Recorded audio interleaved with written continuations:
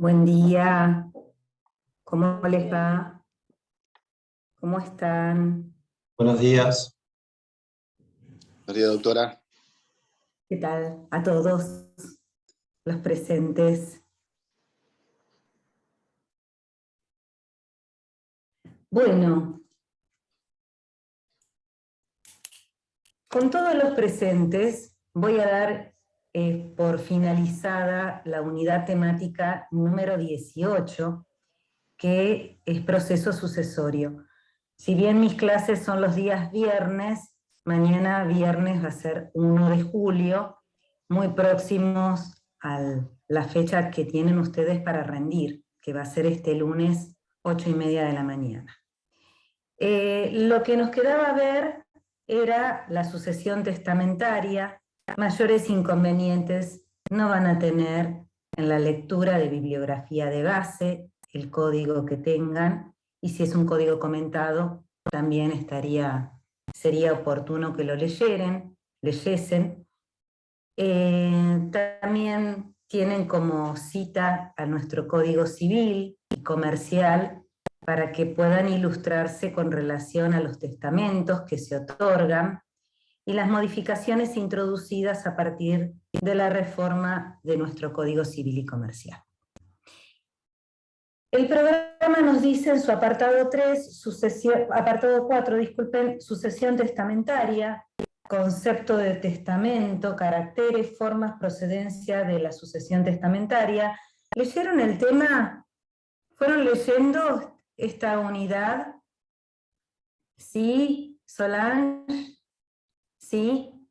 Bueno, entonces vamos a hacer juntos una definición, porque si vamos a hablar de otro tipo de sucesiones, que ya vimos que nosotros en nuestro código de procedimientos tenemos ¿cuántos tipos de sucesiones? Dos. Dos. Dos, la testamentaria y la que es por ley, el llamado por ley. Y dentro de la sucesión de intestato o por ley, ¿qué otra diferencia podríamos hacer? ¿La de herencia vacante? Herencia vacante, que ahora lo vamos a ver. ¿Bien? Entonces, dentro de la clasificación de las sucesiones testamentarias, nosotros vamos a ver que nuestro Código de Procedimiento Civil y Comercial nos habla de la sucesión testamentaria otorgada por testamento ante escribano público, o testamento hológrafo, o testamento otorgado en sobrecerrado. Si bien el Código Civil y Comercial nos dice que se podrá otorgar testamento ante notario y testamento hológrafo, debemos ver que no hace la diferenciación o no nos cita en cuanto al testamento hológrafo otorgado en sobrecerrado. Vamos a ver qué es un testamento, ya que estamos hablando de esta posibilidad de la apertura del proceso sucesorio, cuando uno tiene un testamento o conoce de la existencia del mismo, porque obra inscrito en el registro público de testamentos, o porque sabemos que está depositado, que se encuentra depositado en sobrecerrado y que ha sido inscrito en una determinada escribanía que ha sido designado por quien ha declarado su última voluntad. Entonces, pensemos que el testamento, ¿qué sería? Un acto jurídico, un acto de disposición. ¿De quién? De una persona física. Entonces, es un acto jurídico de manifestación de voluntad de una persona física. ¿Dije jurídica? ¿O no me escucharon? No es jurídica, es persona física. Volvemos de nuevo. Es un acto de manifestación de voluntad de una persona física que dispone de ¿qué? Dispone de su patrimonio, de derechos personales o de algunas otras instrucciones para que sean cumplidas ¿cuándo? Cuando Cuando muera. conteste. Después de su muerte. Cuando muera. Cuando muera, para después de su muerte. Y para tal efecto puede designar un albacea, que va a ser el que controle esos actos de última voluntad o de disposición del testador.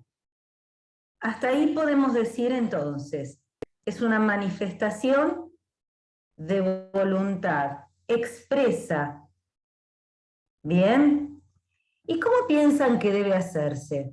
Aparte de ser la forma por escribano público o de una manera hológrafa, es decir, de puño y letra por parte del testador, deberá hacerse en el idioma que nosotros, en este caso en la legislación argentina, tenemos como uso.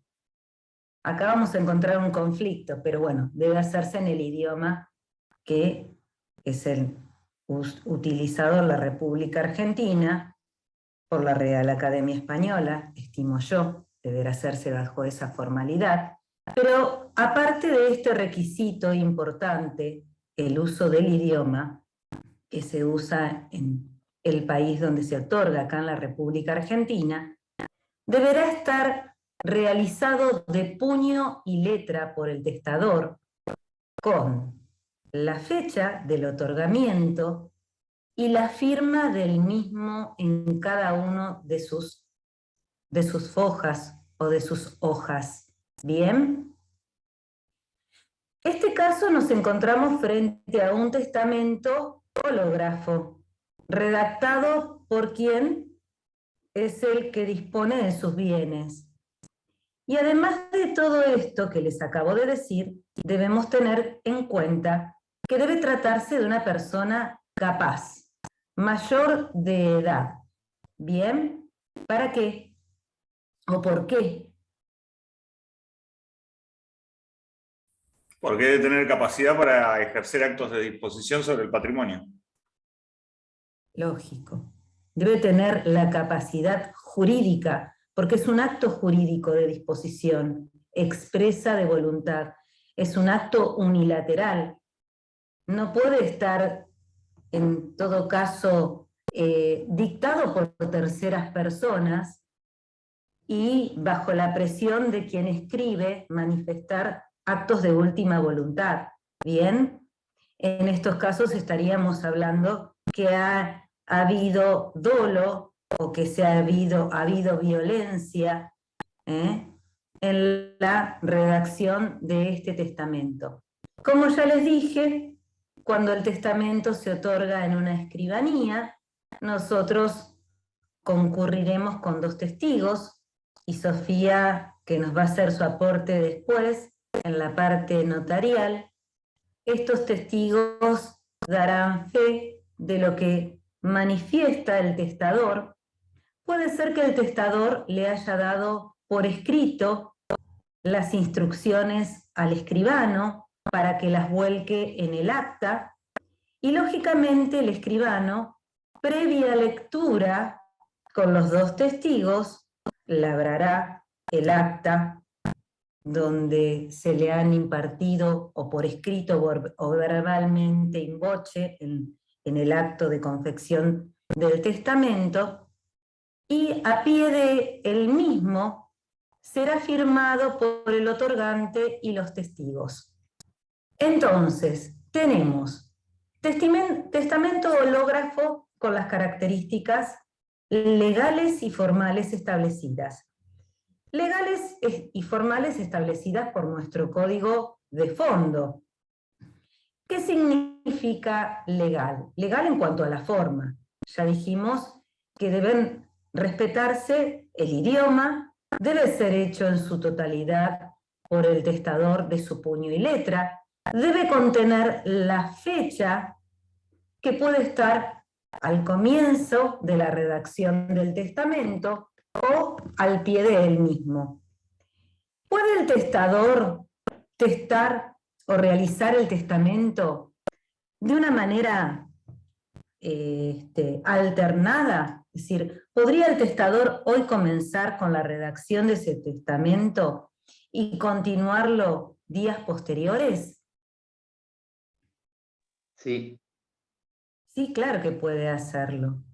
En todo caso, pondrá la fecha de finalización o en su totalidad a la confección del testamento, o pondrá en cada una de sus partes donde dispone de sus bienes o donde dispone de derechos personales a pie de página o antes de comenzar la fecha.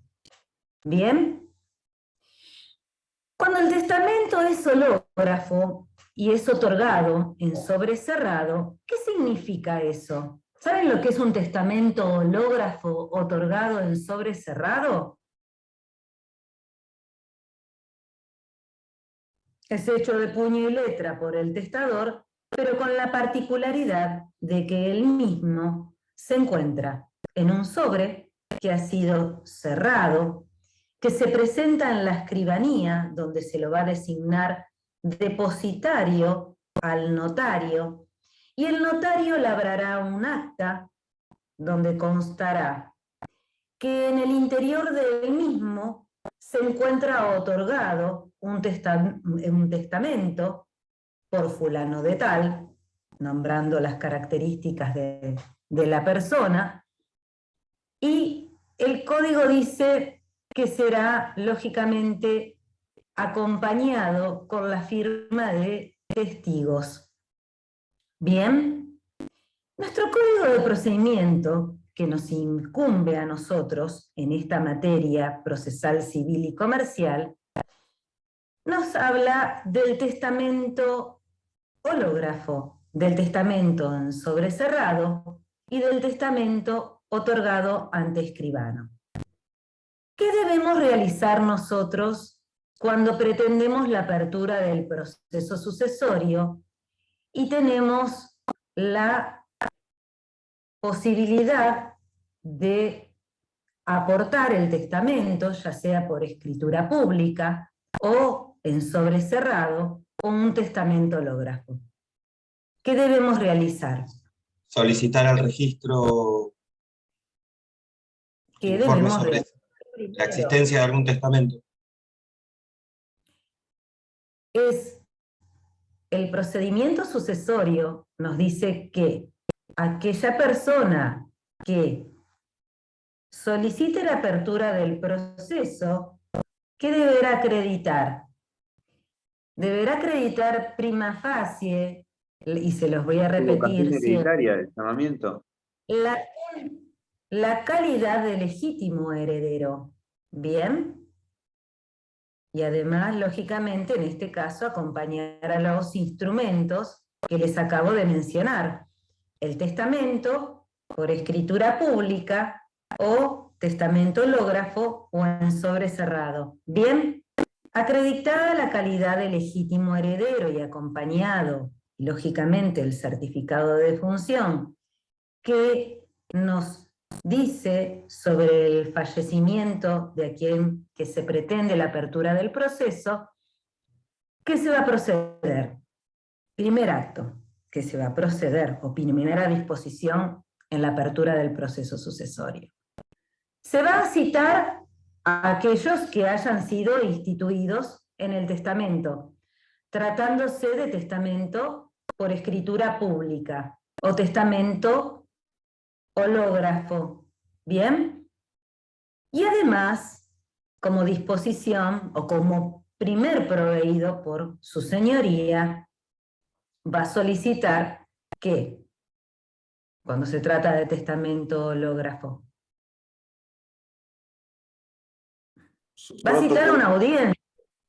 Va a citar una audiencia para que vengan aquellos que están instituidos en el testamento, conjuntamente con la presencia de testigos, y el Código Civil nos introduce una reforma que es la prueba pericial caligráfica, artículo 2339, si mal no recuerdo, lo dice el programa, donde en esa audiencia, presentado el testamento hológrafo, se va a rubricar, primero se va a determinar sobre la autenticidad de la letra y de la firma del testador.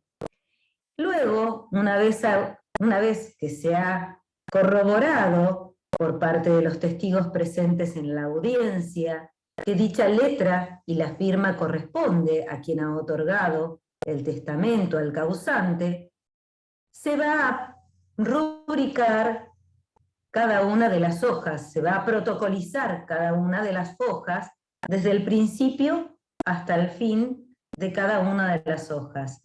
Y se va a designar un escribano que lo va a proponer el juez de oficio. ¿Para qué? Para que protocolice ese testamento otorgado. ¿Bien? Acá nos encontramos en la presencia de un testamento hológrafo. ¿Qué ocurriese si el testamento hubiese sido presentado en sobre cerrado? En dicho caso, el juez lo abrirá, una vez que se han denunciado los presuntos herederos, acreedores, legatarios, albaceas, lo abrirá ante el secretario y se va a proceder también a la protocolización del mismo en la audiencia antes citada. Si ustedes tienen el código a la mano, a partir del artículo 739, si mal no recuerdo, y si recuerdo mal me lo van a corregir,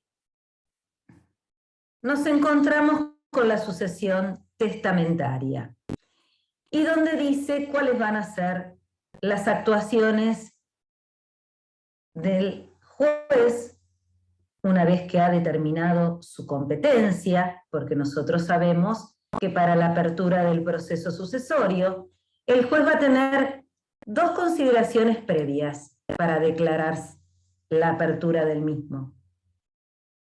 El último domicilio del causante, que va a determinar la competencia del juez que interviene, y además que va a ser un estudio de la documentación que se acompaña, a los fines de ¿qué? De verificar si se cumple esa legitimación que aquel que se presenta como heredero pretende hacer valer. Bien, certificado de nacimiento, acta de nacimiento, certificado de matrimonio, acta de matrimonio. Así acreditamos vínculos. ¿Bien? ¿Hasta ahí vamos? ¿Qué artículo era? 739.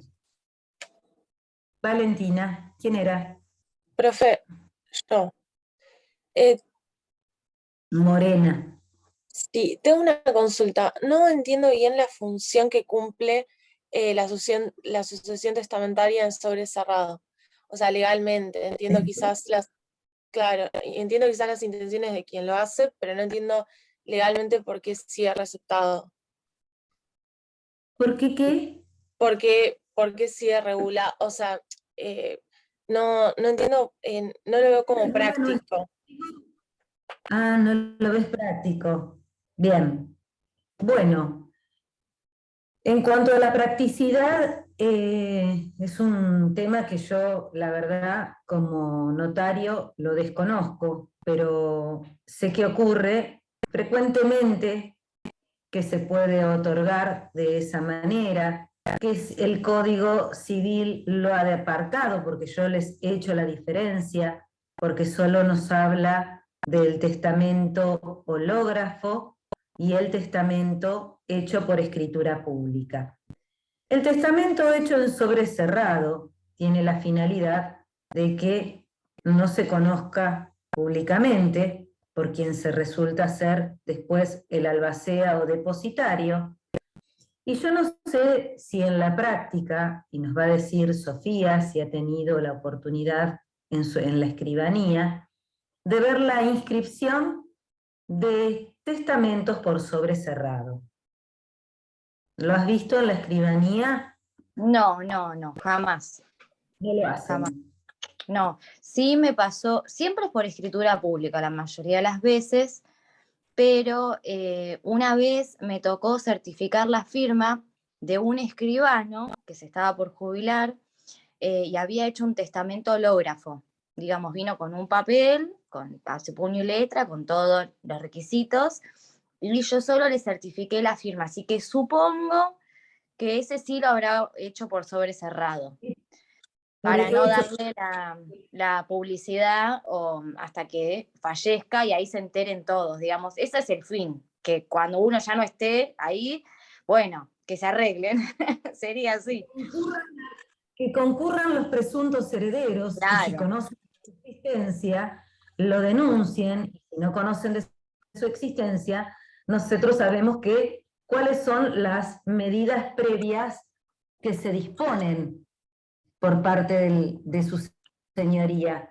Va a ordenar el libramiento del oficio al registro de testamentos, y el registro de testamentos está regulado por una ley que es la 7090, creo que es del 69, si mal no recuerdo, y creo que me lo anoté para decírselos a ustedes. ¿Qué finalidad tiene? Ahora se los voy a decir, porque esta ley es muy viejita y le sirve a los fines de ilustrar error 9020. Es una ley de funcionamiento del registro de testamento.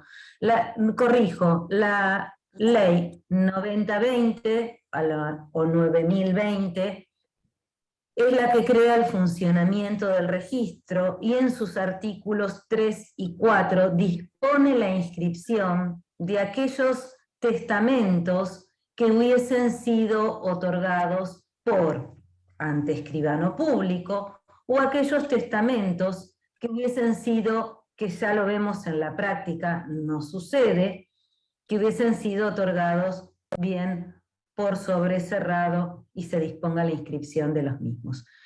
No sé si muchos testamentos... ¿Tengo una consulta? Por más Nicolás. que sea testamentaria, acá, por más que sea testamentaria, ¿también tendrá que enviar la planilla al registro de juicios universales? Sí, Que habías siempre mencionado se bien. envía la planilla. Eso siempre. Sí, porque nosotros sabemos una cosa más, que la planilla de juicios universales, como uno de los requisitos previos a la apertura del proceso sucesorio, es a los fines de determinar sobre la existencia de otro proceso, ya se trate de otro sucesorio testamentario o ab intestato. Y en los casos de que exista un proceso sucesorio testamentario, se va a atender al proceso sucesorio testamentario, donde existen las disposiciones de última voluntad del causante. En los casos de existencia de procesos sucesorios ab intestato, el fuero de atracción prevalecerá sobre quien previno y quien haya realizado diligencias útiles y esté en estado más avanzado de los procesos. ¿Se entiende? Tenemos dos procesos sucesorios abiertos del mismo causante. Uno, como me ocurre a mí en este momento, iniciado en Mar del Plata, y otro que se inició en el departamento de San Martín, cuando la causante, este es un caso práctico, miren ustedes, la causante había fallecido con último domicilio en la ciudad de Mar del Plata. Pero su hija, porque el bien, y no era el único bien, se encontraba en San Martín, ni siquiera en San Martín, en Capital Federal. No sé por qué circunstancias de la vida, solicita la apertura del proceso sucesorio en San Martín, donde tenía un notario conocido y donde iba a intervenir sobre la venta que existía de un bien inmueble de la causante muerta en Mar del Plata, en en la provincia de Buenos Aires, ciudad de San Martín. Dicho así, parece todo bien por la prórroga de la jurisdicción, pero su nietita, porque muere la mamá de esta chica, de esta señora, disculpen, es la sucesión de la abuela materna, la mamá había abierto el sucesorio, la mamá de mi clienta fallece, mi clienta como hija y nieta de la causante solicita la apertura del proceso sucesorio de su mamá y de su abuelita. ¿Qué ocurre? Se envía la planilla de juicios universales y aparece iniciado el proceso sucesorio de su abuelita en San Martín. ¿Dónde tenemos que litigar? Cuando la mamá tenía el último domicilio en Mar del Plata y la abuelita en Mar del Plata, ¿dónde tendremos que litigar? En San Martín. ¿Y saben por qué? Si bien aún... Profe, perdón, esa era una duda que le quería consultar, porque leí en Palacios que decía que si deja un solo heredero, la sucesión debe iniciarse en el domicilio del único heredero. Pero el único heredero que había dejado esta señora, en mi caso particular, era en Mar del Plata. El bien se encontraba en Capital Federal. Yo les estoy demostrando que en la práctica, a veces, estas cuestiones procesales o de procedimiento se dan de acuerdo al código de cada juzgado. Cuando veo la apertura del proceso sucesorio iniciado en San Martín, provincia de Buenos Aires, donde el bien estaba ubicado en Capital Federal, donde el único heredero vivía en Mar del Plata, y donde la causante había muerto en Mar del Plata, dije, bueno, esto debe ser un homónimo. No puede ser que a esta señora le hayan abierto un sucesorio en San Martín. Consulto con mi clienta, que es la nieta e hija de la que inicia el sucesorio, y muerta también, y desconocía, bueno, hoy a través del sistema informático de la MEP, nosotros consultamos los expedientes, y sí, la abuelita tenía su sucesión iniciada en San Martín. Como una excepción, y por principios de economía procesal, celeridad en el proceso, pido, como una excepción, sabiendo el fuero de atracción establecido por nuestro código de procedimiento y la acumulación de procesos, lógicamente no le hacen lugar y tengo que ir a litigar con esta heredera que tiene domicilio en Mar del Plata y el bien que denuncia se encuentra en Mar del Plata en San Martín. Eso es un caso práctico. Bueno, se los digo porque en la práctica sucede todo lo contrario a veces de lo que ocurre o de lo que nos indica nuestro código de procedimiento. Después hablamos de los principios procesales, la economía, la celeridad, los pasos avanzados del expediente. Si bien el expediente que tramita en San Martín tiene declaratoria de herederos, nosotros sabemos que el juez podrá, y cuando dice podrá, es una facultad que tiene el juez para determinar cuál es la conveniencia para la acumulación de los procesos sucesorios. ¿Bien? Bueno, hasta acá estamos con el proceso sucesorio testamentario.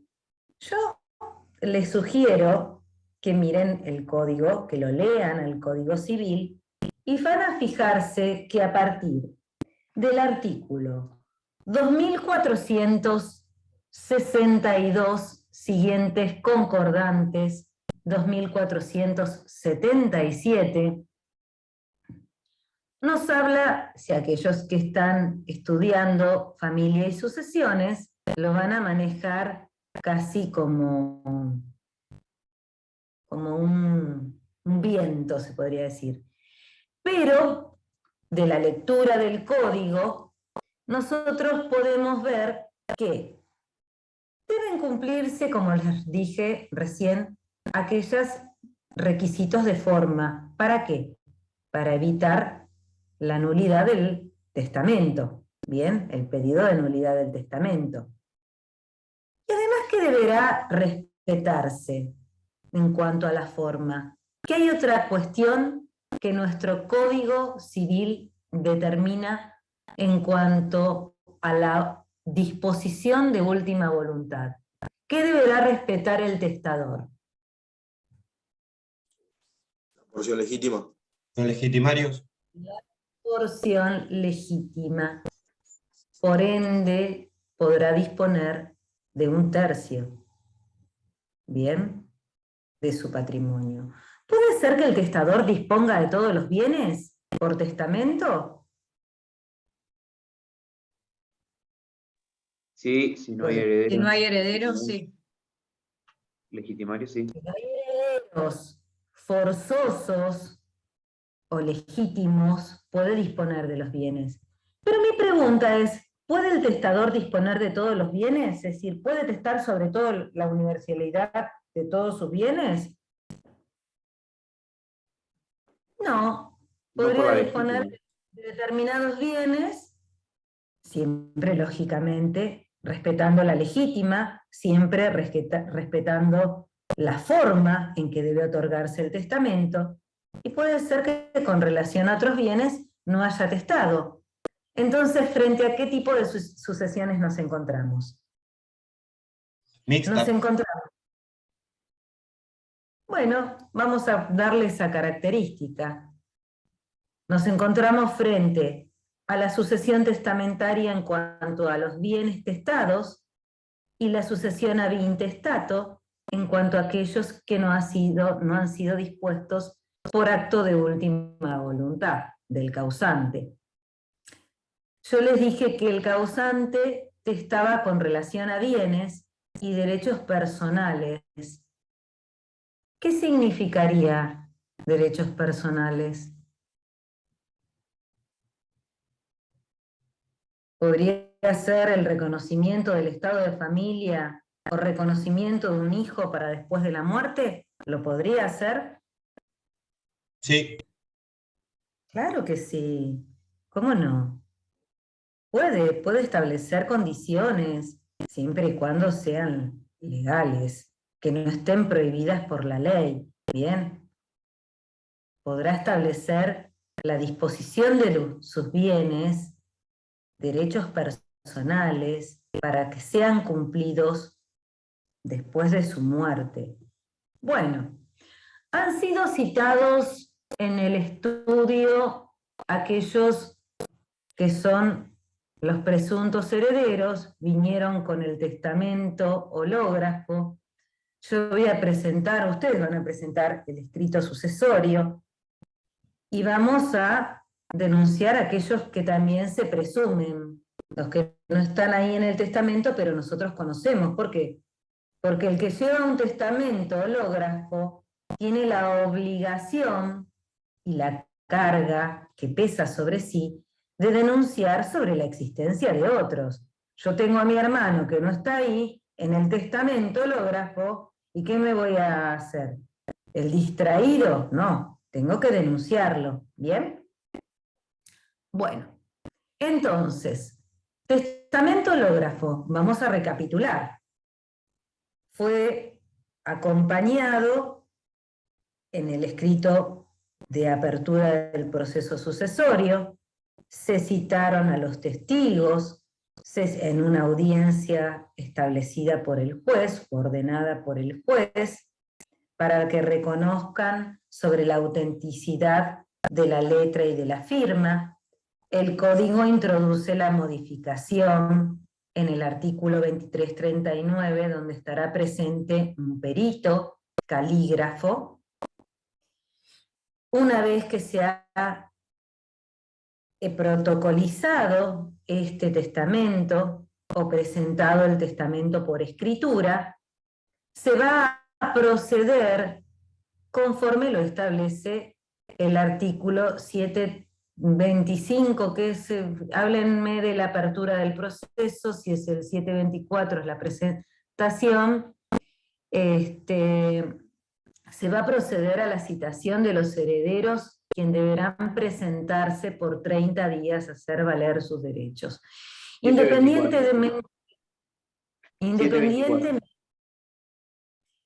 Independientemente de esto, ¿qué se va a hacer? Se van a publicar los edictos, ¿bien?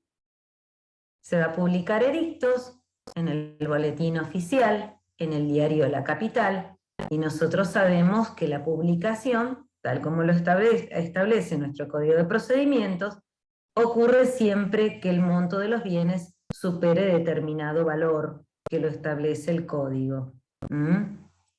Entonces se hace la publicación en el diario de mayor tirada o mayor difusión en la localidad donde haya fallecido el causante. Hasta acá tenemos la sucesión testamentaria. ¿Alguna pregunta de sucesión testamentaria? A mí me había... Porque en cuanto al... Hola, Facundo. A mí me había quedado duda con respecto a lo del tema del Código Civil y Comercial, que introdujo el tema de la pericia caligráfica, porque creo que fue de Sayach que leí que había diferentes criterios jurisprudenciales en darle validez o no a lo que dice el código, porque el Código Procesal, que regula en esta materia, dice que solamente se necesita la testifical. Testigos. Claro. Sí. Bueno, pero fíjate, Facundo, que la doctrina es conteste y todos los juzgados, o de los que al menos conozco, cuando se trata de testamento otorgado, testamento hológrafo, estamos a la ley de fondo. Entonces se cita como auxiliar del juez la pericial caligráfica a los fines de determinar y evitar futuras nulidades.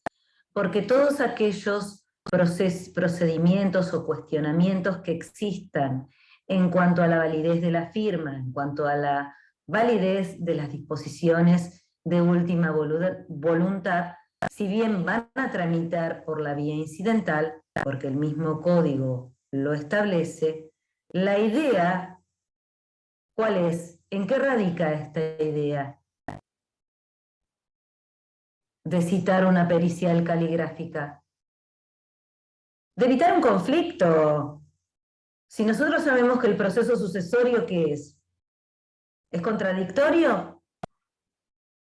Es un proceso voluntario.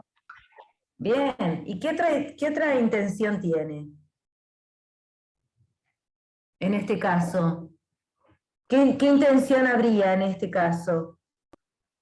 Hacer cumplir las disposiciones de voluntad, de última voluntad. ¡Ay! ¿Me ven? Sí, ahí estoy. ¿Me veían? Me borró todo. ¿Bien? ¿Te queda claro por qué es, Facundo? Sí, sí, Porque ahora sí. el sucesorio es un proceso ¿de qué? ¿De qué carácter? Ya dijimos las características. Es voluntario, no es contradictorio. Sus disposiciones son de orden público, ¿bien? Porque acabamos de decir que deben respetarse ciertos, en el caso de testamentos otorgados de manera escritural ante escribano público, forma hológrafa, deben respetarse formas en cuanto al otorgamiento y porciones legítimas. 2/3 partes para los hijos y ascendiente un medio a los ascendientes y cónyuges. Es decir, que el testador va a disponer de 1/3, ¿bien? Respetando la legítima que corresponde conforme lo establece nuestro código de fondo, nuestro código civil. ¿Qué más? ¿Qué otra característica tenía el proceso sucesorio? Universal. Es universal, comprende la universalidad de los bienes del causante. ¿Qué más?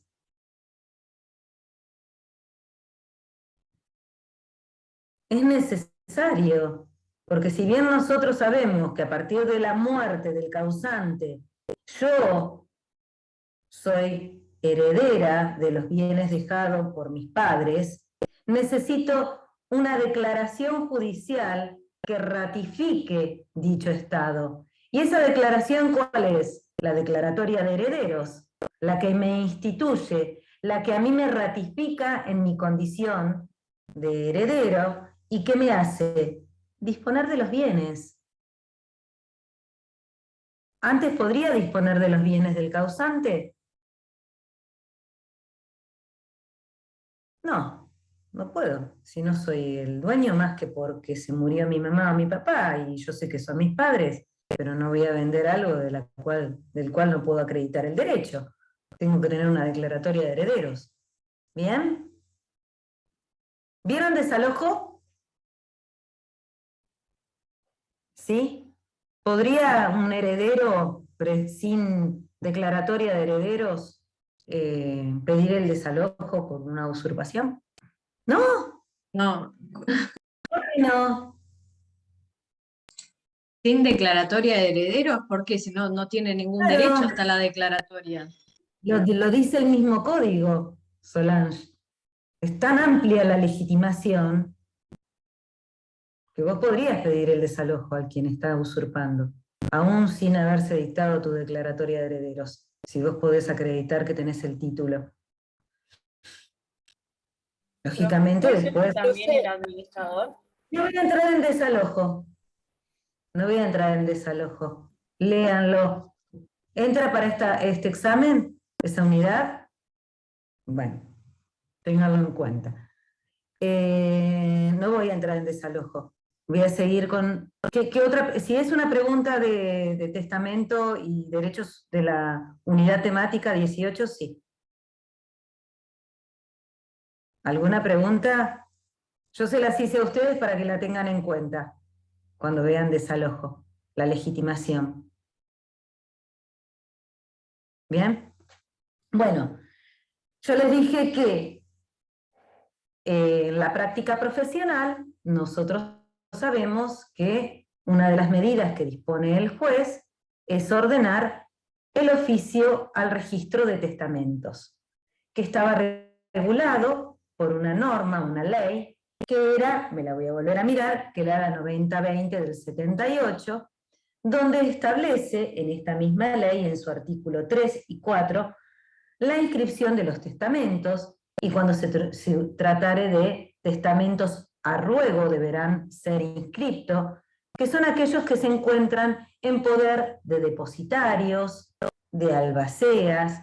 En la práctica Sofía dice que no se utiliza, pero bueno, yo les digo lo que les puedo aportar en cuanto al funcionamiento del registro.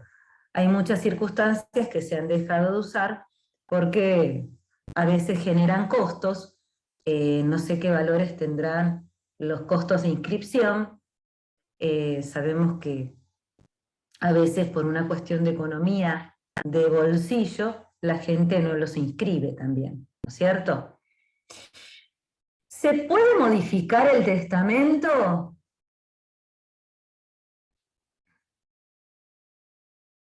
Sí, se puede modificar cuantas veces y tantas veces lo quiera modificar el testador.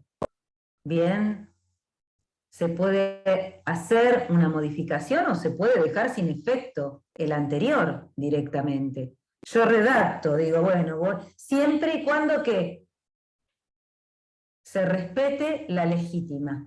¿Mm? ¿Bien? Esa porción... La capacidad del sujeto, que fue lo que pasó con Maradona, que decían que había hecho un testamento cuando ya no era capaz, y tenía otro anterior cuando, bueno, estaba en mejor capacidad. Es verdad, es verdad. Pero- Cuando hayan cambiado las circunstancias, cuando Claro. haya... Disculpe. No, quería decir algo aclarando lo que Solange decía, que a veces cuando el testador es muy mayor, se le pide al médico un certificado que acredite que se encuentra idóneo y está lúcido y demás. Y eso lo haces constar. Lógico. Sí, sí, sí. Sí, se hace constar. Se hace constar la existencia de los testigos, quienes van a firmar, y en el caso de ser personas de edad avanzada, porque ya no hablamos de estado mayor, de una edad avanzada. Se sugiere la presentación de certificado médico que acredite la aptitud para testar. Nuestro código dice que el testador que ha hecho su testamento de puño y letra, ¿qué debe hacer? Debe hacer las mismas enmiendas con su puño y letra, sino aquellas que hubiesen sido efectuadas por terceras personas, se reputarán como válidas siempre y cuando las instrucciones para tales las haya dado el testador. Bueno, vamos a ver el testamento todo tachado, y bueno, vino otro y se lo modificó. ¿Bien? Bueno, el proceso en sucesiones testamentarias, vamos a ver que se aplica la misma forma de las sucesiones ad intestato. ¿En cuanto a qué?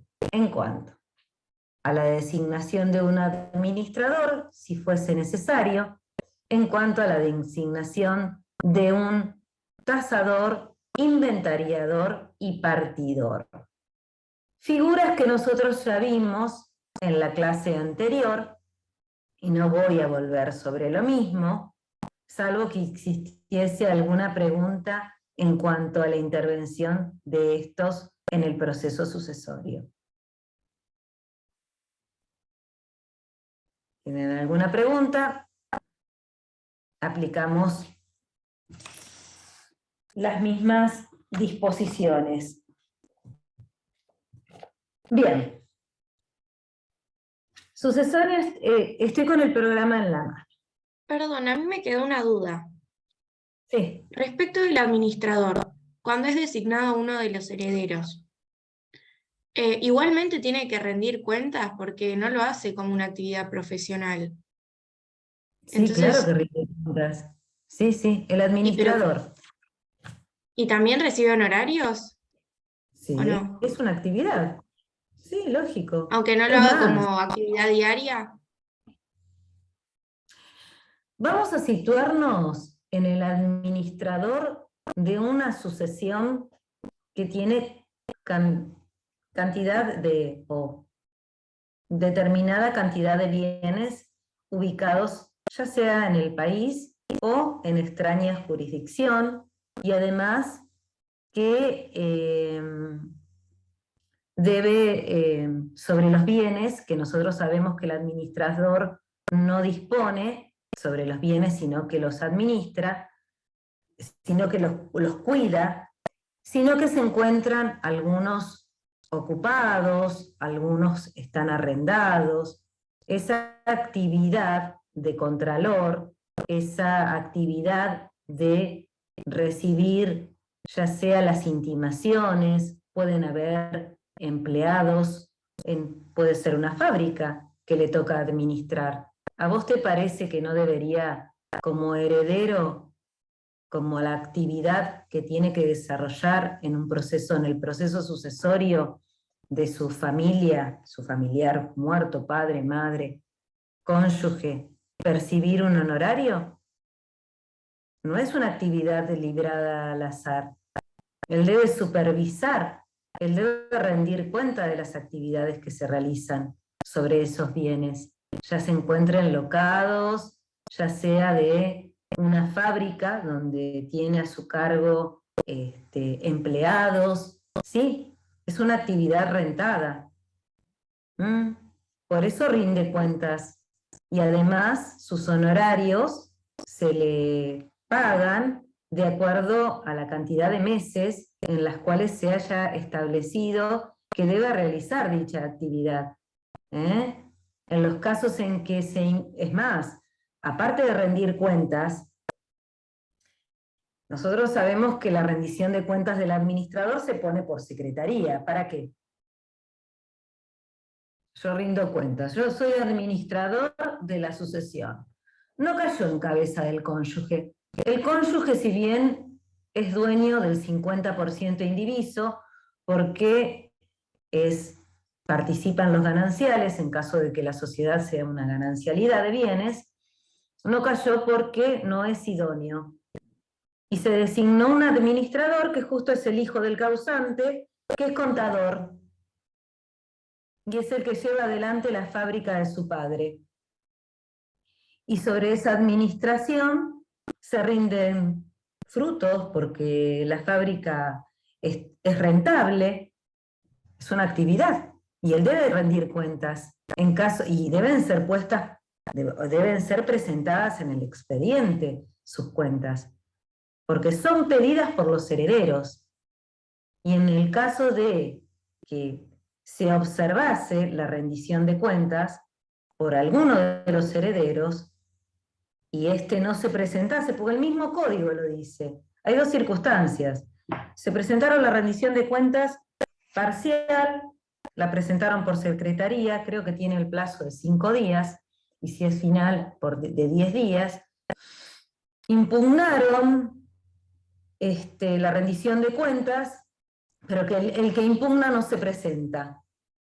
En ese caso, el que vino a impugnar la rendición de cuentas perderá su derecho a continuar con determinada impugnación. Si no se presenta, en este caso, el administrador a defenderse, ¿qué va a perder? Que lo dice el código. El derecho a cobrar honorarios.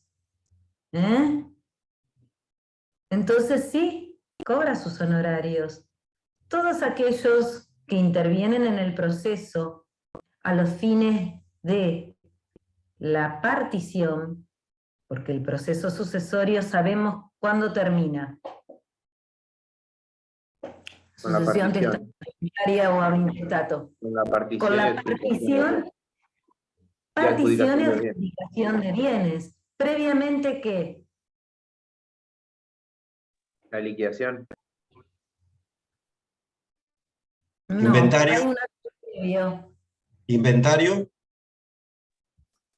Ya se hizo el acto de inventario, el acto de avalúo, llegamos a la partición, porque se ha establecido la cuenta particionaria donde sabemos que la distribución va a ser en especie, a vos te toca la casita de adelante, a mí la del costado. Previamente el organismo recaudador fiscal va a ver que se haya oblado el pago de las tasas correspondientes, y previamente a determinar la inscripción de dichos bienes, se van a pedir los informes de dominio de los bienes que se van a anotar a nombre de los herederos. ¿Bien? Informe de dominio, informe de anotaciones personales e informe de cesión y acciones hereditarios. Cesión de derechos y acciones hereditarios del causante. Informes que se piden para la inscripción del bien. Informe del dominio del bien. Trátese de bien inmueble, al registro de la propiedad inmueble.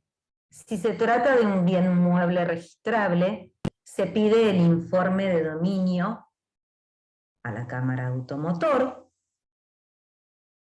Si se trata de una aeronave, embarcación y demás. Si se trata de bienes muebles e inmuebles, ya sabemos con los informes que pedimos, y además pedimos los informes de quién, del causante, que no se encuentre inhibido y que no haya cedido, ¿bien? Por eso se pide el informe de cesión de derechos y acciones hereditarios, a los fines de la inscripción. Yo les hablé en la clase anterior que existía la posibilidad de la apertura del proceso sucesorio por quien no revestía la calidad de parte legítima. ¿Bien? ¿Se acuerdan quién era el que podía solicitar la apertura del proceso sucesorio? Un acreedor. Los acreedores. Muy bien, los acreedores. Los acreedores tienen esa potestad o esa facultad o la posibilidad de intentar la apertura o de solicitar la apertura del proceso sucesorio. ¿Después de cuánto? Luego de 4 meses. 4 meses.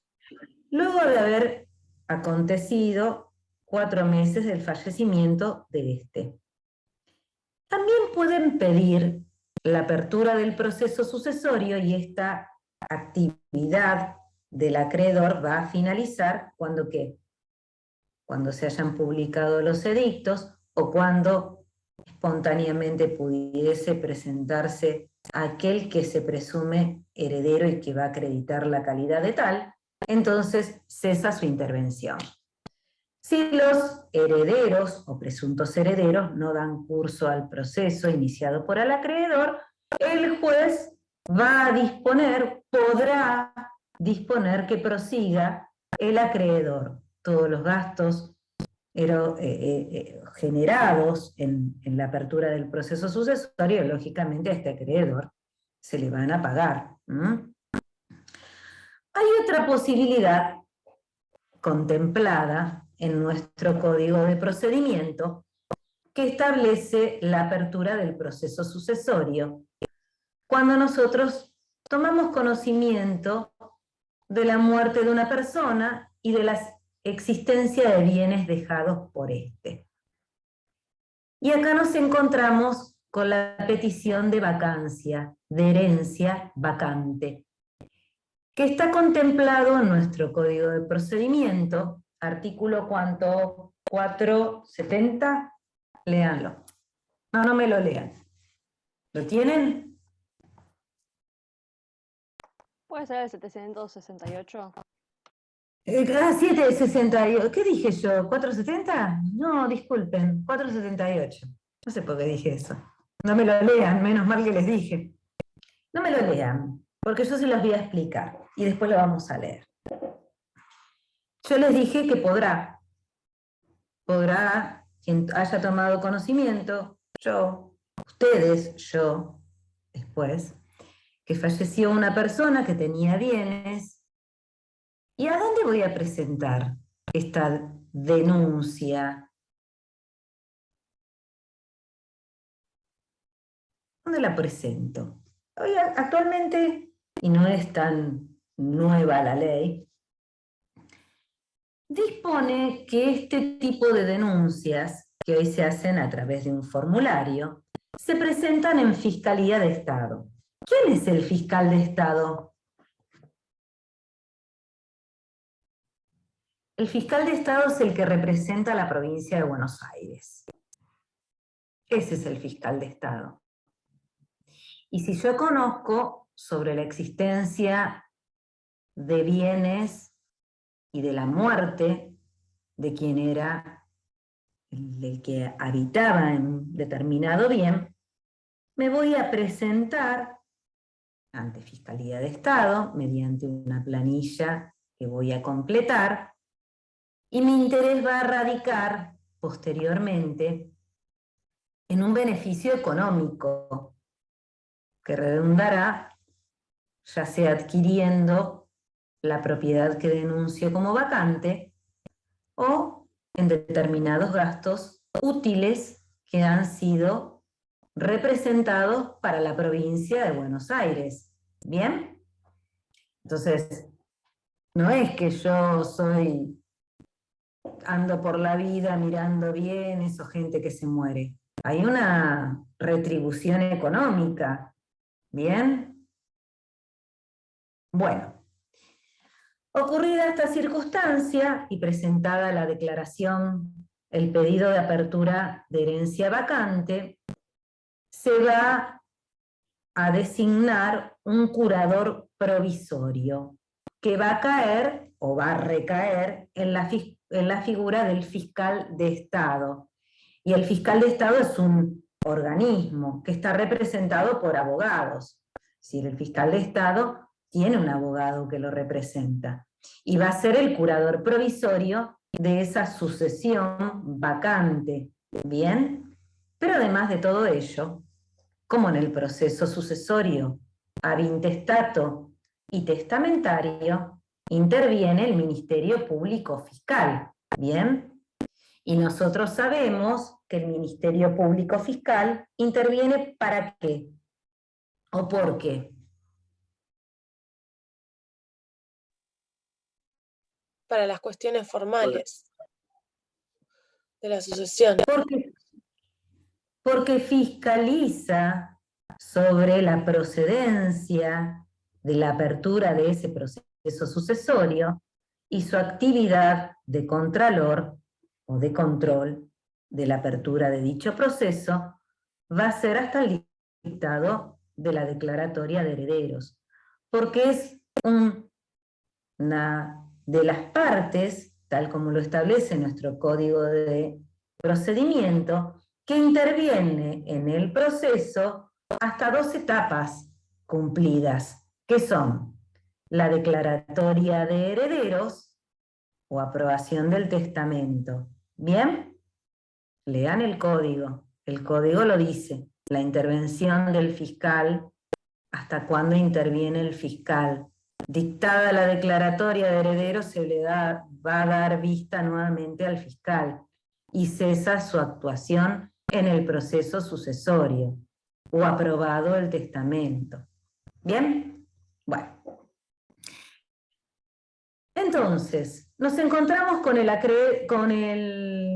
vecino que se presentó, pidió la vacancia de la herencia, se designó curador provisorio al fiscal de Estado, que es el representante de la provincia de Buenos Aires.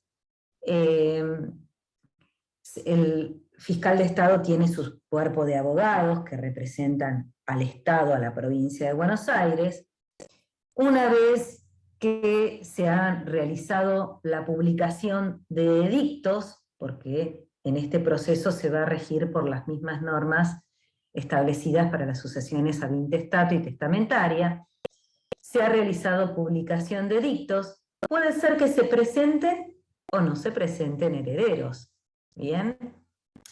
Si no se presentan herederos, tal como les acabo de comentar, va a continuar la declaración, se va a dictar el auto de declaración de vacancia. ¿Y qué va a hacer el Estado? El curador provisorio se va a convertir en curador definitivo de esa herencia vacante, tal como sucede en el proceso sucesorio, ad intestato y testamentario. Va a ser un inventario de los bienes habidos en esa herencia y va a proceder a la venta de los mismos en subasta pública. ¿Bien? ¿Podría ser que se presentare un heredero? ¿Puede presentarse alguien? Uy, me enteré que había una sucesión de mi tío abuelo. Me voy a presentar. ¿Y qué hacemos? ¿Cómo nos presentamos? Con algún documento que pruebe la relación. Vamos a tratar de Por la acción de presentar. petición de herencia. Vamos a presentarnos por la acción de petición de herencia. Si nos hubiésemos presentado antes de dictada la vacancia, pueden observarse la documentación y acreditado dichos títulos, aquel que se pretenda heredero va a tomar los bienes en el estado en que se encuentren. Se le va a pagar todos los gastos a quien procedió a la apertura del proceso vacante, los gastos al Estado, las expensas que se hubiesen generado. ¿Bien? Y va a tomar los bienes en el estado en que se encuentran. Es así. Entonces, nosotros sabemos que, frente a estas circunstancias, tenemos la posibilidad, porque la misma ley, que se las voy a nombrar para que la tengan en cuenta, que es la tengo anotadita en un papelito, es la 7322 de herencia vacante de la provincia de Buenos Aires. Cuando la vean, fíjense el formulario que se completa hoy, ya que todo es digital, se completa de una manera digital. Y, como les había comentado, aquel que se presente tiene la posibilidad de comprar el bien que denuncia vacante, con una quita bastante importante. Si nosotros consideramos que el 30% es lo que le interesa al fisco que entre en su patrimonio, ¿por cuánto podemos comprar? Por el 70% restante. Bien. Y además, el fiscal de Estado, en este caso, podrá hacer un acuerdo, que en la práctica se hace, con aquel que pretende después adquirir el bien a su nombre, de pagar de determinada manera dicho bien. Eso ocurre en la práctica. Cuando alguien tiene ese interés, está movilizado por una posterior compra o retribución, porque nadie anda denunciando herencias vacantes. La intención o el interés radica en la posibilidad de comprar el bien que vos estás denunciando como vacante. ¿Alguna pregunta? ¿Herencia vacante? ¿Cómo hacemos nosotros cuando declarada la vacancia, porque se ha dictado la declaratoria, una vez que se han publicado los edictos, y nos anoticiamos cómo intentamos nuestra acción? Es una acción de petición de herencia, ¿bien? Y tramitará por el proceso ordinario. ¿Alguna pregunta? También el código nos habla de la intervención de cónsules extranjeros. Yo la verdad que en la práctica no he tenido la posibilidad de ver la intervención de cónsules extranjeros, quizá en estas sucesiones de gran caudal económico y bienes en otros lugares, o personas que sean de otra nacionalidad intervengan aplicándose la ley del lugar de nacionalidad de la persona, con supletoriedad de las normas de procedimiento que establece nuestro Código Procesal Civil y Comercial. Si hay alguna pregunta, los escucho, y si no, nos vemos la semana próxima. Doctora, una consulta en relación a este último instituto que mencionó. El testamento consular, por ejemplo, ahora que tantas familias están yendo para afuera, en el caso que lo quieran hacer, es la única forma que tienen, ¿no? O sea, se presentan, hacen un testamento hológrafo ante un cónsul, ante un ministro, y van a heredar a los familiares que quedaron en Argentina. Así sería. Y así sería. Y así debería ser. Nosotros sabemos algo, que yo ya les dije, qué ley se iba a aplicar. La ley del lugar donde se encuentren los bienes.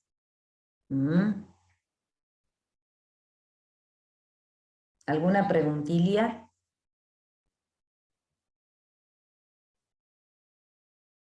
Yo tengo una Tienen pregunta.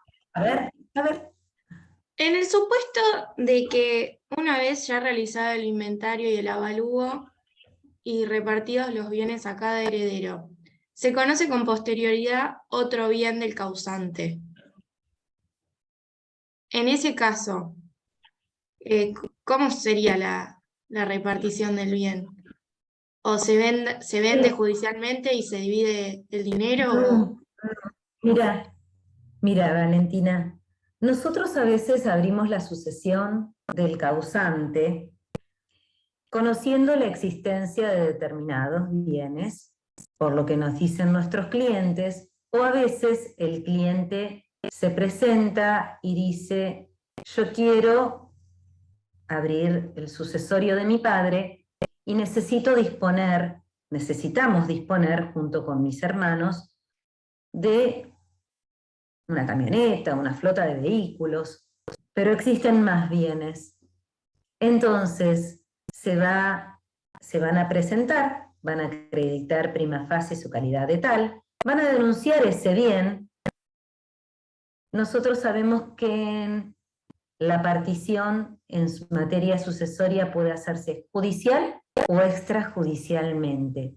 Todas esas operaciones que yo les nombré, realizadas por un administrador, un inventariador que va a ser un escribano, un tasador que va a ser un perito y un partidor que va a ser un abogado, pueden hacerse extrajudicialmente. Si son realizadas judicialmente y se realizaron con relación a esa flota de vehículos o lo que fuere, se va a partir y se va a adjudicar a quienes están instituidos como herederos legítimos. Si después se denuncian nuevos bienes, ya sea una casa, lo que fuere, no significa que tenga que necesariamente volver a intervenir esas figuras que le acabo de nombrar. Puede hacerse la partición extrajudicial. Se denuncia el bien, nuevamente, como nuevo bien en el sucesorio, y las partes, si están todos presentes, de acuerdo, son mayores, capaces, pueden decir, che, fulana, a vos te va a la casa de Cariló, yo me quedo con la casita de Pinamar, y se reparten los bienes de esa manera, extrajudicialmente, porque está contemplado en nuestro Código de Procedimiento, la partición y la adjudicación extrajudicial.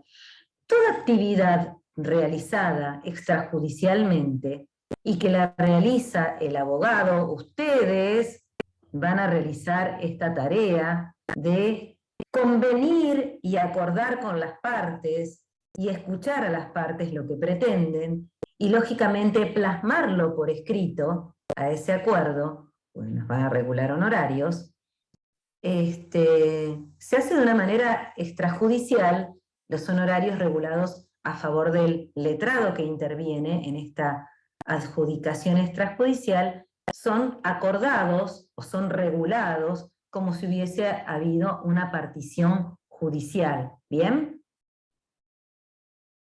¿Bien? Sí, gracias. Sí. Pueden incorporarse tantos bienes como tomen conocimiento o como vayan pretendiendo que el sucesorio se desarrolle.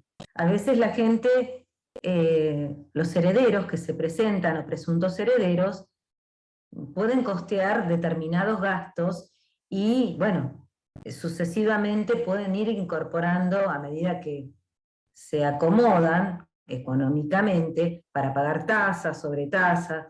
Es oneroso un proceso sucesorio en cuanto a esos gastos que tienen que afrontar. ¿Alguna otra pregunta? ¿No?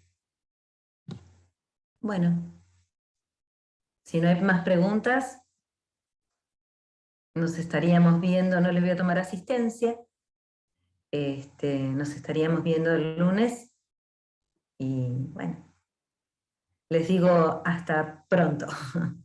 Si no hay ninguna pregunta. ¿No? Bueno, chicos, los dejo en libertad para que estudien.